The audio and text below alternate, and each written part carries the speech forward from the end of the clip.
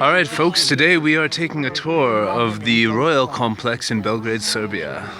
We'll see what kind of property the royal family in Serbia still holds and hopefully learn some interesting facts about history. Here we go.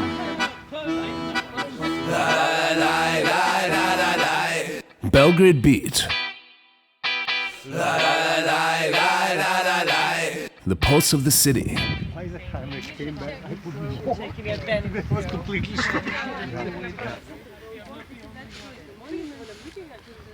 So this is the Red Army Monument. Yep. Red Army Monument. Very peaceful, calm energy, like you're not in the city at all. So far away from the hustle and bustle of Belgrade, all those busy streets and all that stuff. It's very peaceful here. Amazing. So this is the house which they built so that the King Alexander could be inside of it while he was watching the construction of the palace. And behind there, there's a spa that was built by Tito during his rule of Yugoslavia, which was like massages and hot tubs and stuff like that. Isn't that nice? So this was later a school for Alexander's children and stuff like that. So yeah, and then there's a kitchen over here to prepare food, because the king didn't like the smell of food in his palace when he was entertaining his foreign guests. So the king had his property in the central portion of Belgrade, but then was too claustrophobic with all the buildings around, people next to him, and so they built this in the 1800s, I believe, in the style of medieval Serbian monasteries, and then started the part of the town that we now call Dedinje when everybody wanted to live next to the king. So now we're going inside. His princess, actually his queen, came from. So as he built this palace while he was freshly married, he was still very much in love with his queen, so he wanted to make a palace that will resemble a little bit to this palace that she came from, so that she would feel here like she's at home. Okay, so to fulfill this impression of church architecture. So this is a portrait of King Peter, and the guide was just explaining how this was taken, you know, as property of the state during Tito's reign, Yugoslavia, communism, and only recently have the royal family been allowed back in the country. And but this is still owned by the state, but they made a deal so the royal family is allowed to live here on the first floor above us here. So this is very interesting, but it's still not their property, and there's a little bit of a debate about who should maintain this palace. So yeah, very interesting.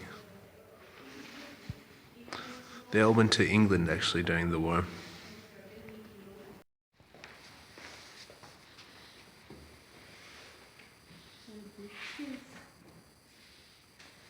Ruins of the palace of the Emperor Diocletian in city of Split in Dalmatia. He was from that city. There are some pictures.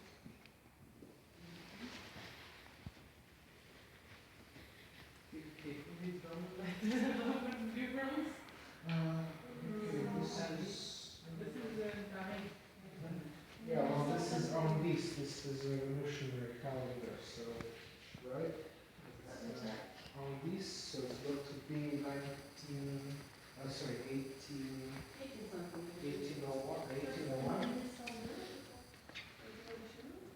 yeah, 1802. And on this is the revolution, so 10 years after the French Revolution. French Revolution was 1792. This is 1000, this is 500, no, 800. And behind me you have the library, which is a very beautiful collection of books, and the whole room is really artistically decorated, and you can just feel this sort of art and history and knowledge and the treasure of it all. Unfortunately, this big globe in the corner was damaged by NATO bombings in 1999. Nearby they bombed a hill and the glass shattered and fell on it, but yeah, let's take a look here. It's beautiful.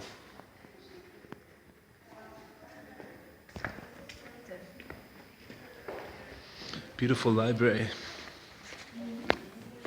Not decorated. style of Italian Renaissance. This is one other style. This is the style of French Baroque.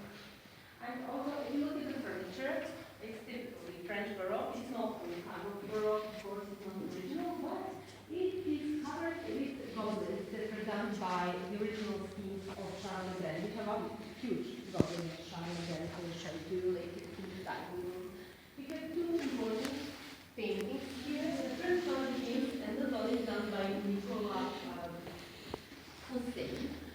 And it was so populated, this painting at times was created that Nicola Hussein made 5 exact copies. This is the second or the third one. The first one is in what was in. Here we are in the king's office. This is where, if you're the king, you get your business done, and you have pictures of you with other royal families and stuff like that. You've got the Queen's Jubilee over here, and it's all very interesting.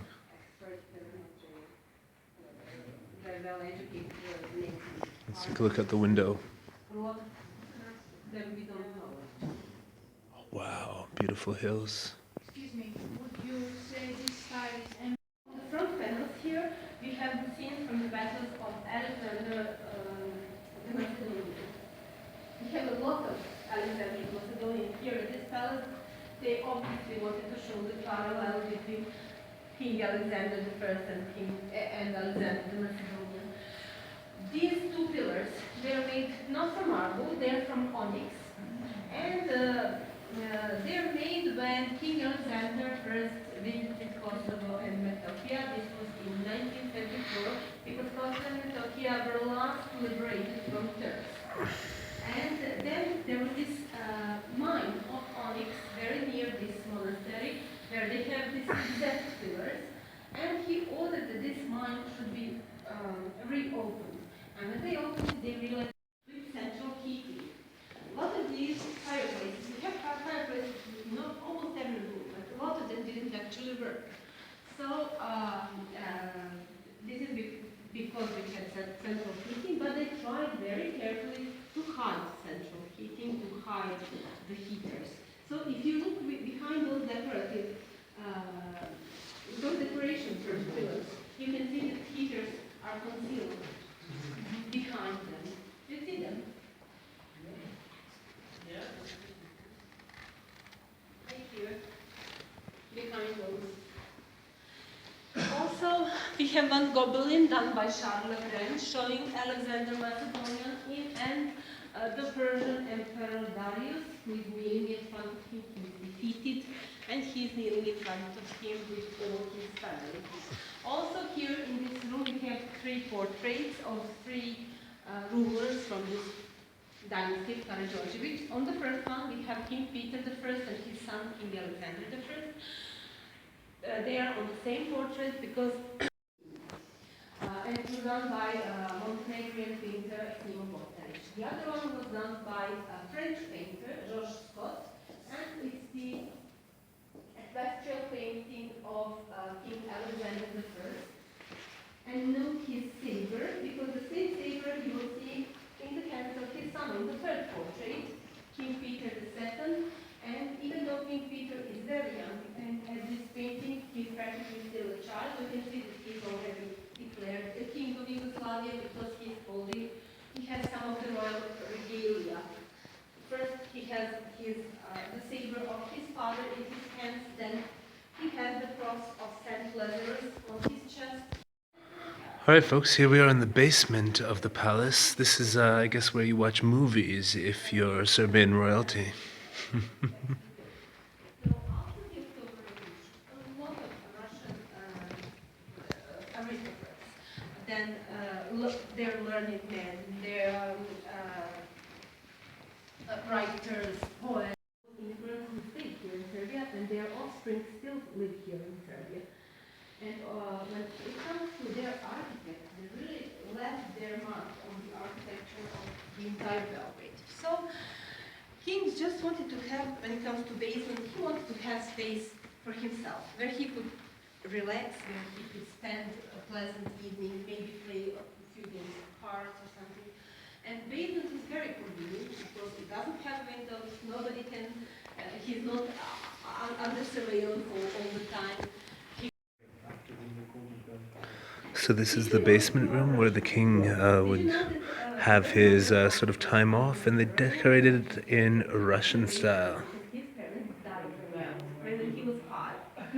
and he was really happy because she raised him on a Serbian tradition, Serbian ethic. This is why this room is inspired more with Middle East, not that much with Russia. So they say that actually this inspiration is the story of Scheherazade and 1001 Night, but I think it's actually the years he spent in Crimea. So this room is called the room of whisper, and I will now explain why. Because king wanted to have one room here at this palace where he could have a secret conversation with someone, and he wanted to be sure that nobody would hear what he is saying. So this is the task he gave Nikolai Krasnov to design a room like that. And modern, they considered it magical art, so they made the entire room green. So it was really a fashion in all European palaces to have their cinema hall. So since King Alexander, he wanted to make his kingdom very modern European kingdom. Come here to light a few cigars. He didn't smoke cigarettes, he would smoke cigars, which were sent to him by Fidel Castro from Cuba, personally, his great communist friend. And they say when he gets tired of playing cards here and then he looks up at the ceiling, he would see a two-headed eagle here. So he also had it repainted. So you see 5 pointed star, red star here at the ceiling, at that medallion also. Well, Okay. you know, that's at least it's very moderate, you know. And Yes, but it doesn't go. Look at this beautiful blue ceiling. It doesn't go with it. that's true, but you know, Stalin would have torn the whole palace down. That's true. This guy just painted it over a little bit. Actually, Stalin was his teacher, and those were the heights he could never achieve. He was actually his role model. This is the statue of Austrian Count of Celje. Celje is the city of nowadays Slovenia. And this count, why are they holding him here? So Ulrich of Celje was actually the offspring of Dynasty Nemanjić, because you know how the dynasties they were marrying each other so that they would keep their royal blood. So he was their offspring, and his offspring is Princess Maria of Romania. So why is this important? That they are the now they have proven that they are the direct offsprings of the dynasty of Nemanjić through Ulrich of Celje, through Princess Maria, later Queen Maria of Maria Karađorđević. So all the children of King Alexander, starting with King Peter II and his children, and nowadays Prince Alexander II, have the blood of Nemanjić dynasty, which is very important because this is the first Serbian dynasty. This is the dynasty that gave us the statehood, and it is the most respected dynasty in Serbia. Whereas Karađorđe was a pig farmer. So He was a farmer, yes. So they needed a little bit more blue blood, but you know. Yes, but you see, there was this other dynasty called Obrenović, and throughout 19th century, they were exchanging on Serbian throne, and there was always some people who were pro-Obrenović dynasty, the others were pro-Karađorđević, but nobody has ever questioned Nemanjić dynasty. Mm-hmm. They have extincted in 14th century. They don't have any direct offsprings on their male line. But on their female line, they have in many royal families. And the Obrenović dynasty, they were, I mean, I know Karađorđe himself was a farmer, and the Obrenović dynasty were He was, more, I think, a trader, Prince Miloš. so they were just simple people. Simple people, because they were all simple people. So Because the during the aristocracy Turks, you couldn't be anything else if you didn't take Islam. This is why we have many Muslims here in Serbia. I think like about 10%. And Karađorđe, he led the first Serbian uprising against the Turks. It was suffocated in blood, but this was the first resistance against Ottoman Turkish Empire, which was very powerful at that time. And then, after it was suffocated in blood, Prince Miloš Obrenović, he led the second uprising against Turks. And it actually resulted in liberation from Turks after many decades. Easy, and yes, and this is, he killed Karađorđe because he just established good relations with Turkey, and then he thought, when Karađorđe came back from Russia, he thought that it would Karađorđe was sort of no compromise. They were friends. They Miloš were close friends. he wanted to come. So really beautiful experience. You notice I'm not really that crazy history type. I'm more about coming to places like this and feeling the feelings and the energies left in the rooms from all of the sort of years of history and feeling. I'm more about feeling than knowing what it is, but we saw some very, very interesting things inside. And I'm so grateful that I've had this opportunity to come here. Now we're going to the chapel.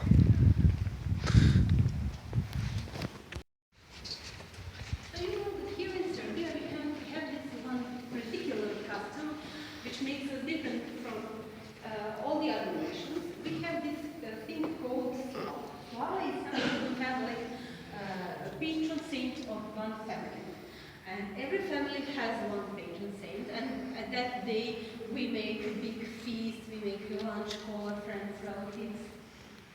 And this is something that I know one of the ancestors has chosen centuries ago. And here's the White Palace, which was built for the princes to live in. A little smaller than the other one, but also very beautiful.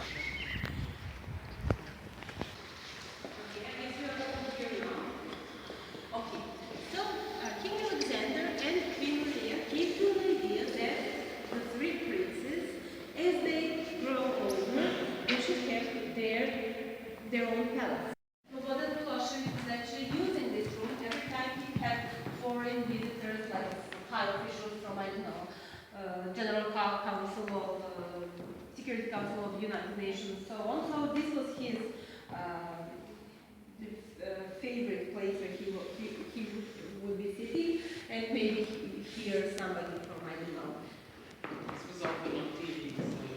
He loved to be filmed here. He loved to be filmed for television, and we saw him during 90s. We saw him hundreds of times sitting here and talking to some of the officials. We had wars going on then. We got him after the night. So that's it, folks. We just finished our tour of the royal complex of Serbia. Now, I would say if you want to do this, it's a very interesting thing because it's like they kind of let you in the palace and you can actually be in the places rather than, it's not all like, roped off like a lot of the palaces I've seen in the UK and all that stuff. It's like you're actually in the rooms where Tito was, where the kings and everything, and you really feel like you're welcome there somehow. It's not full of tourists, it's private tours only.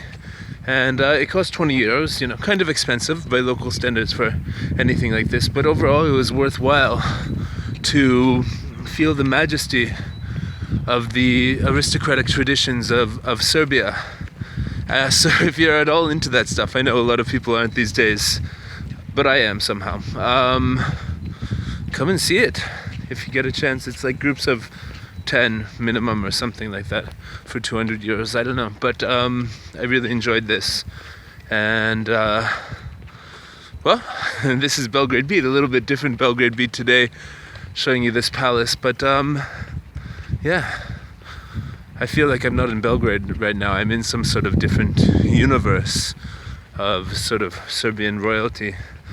But now I guess I'll get back on the trolley bus, back to the city center, back to the hustle and bustle. Thanks a lot for watching. If you like this and stuff like this, there might be more in the future, so subscribe. Bye folks, Erik signing out.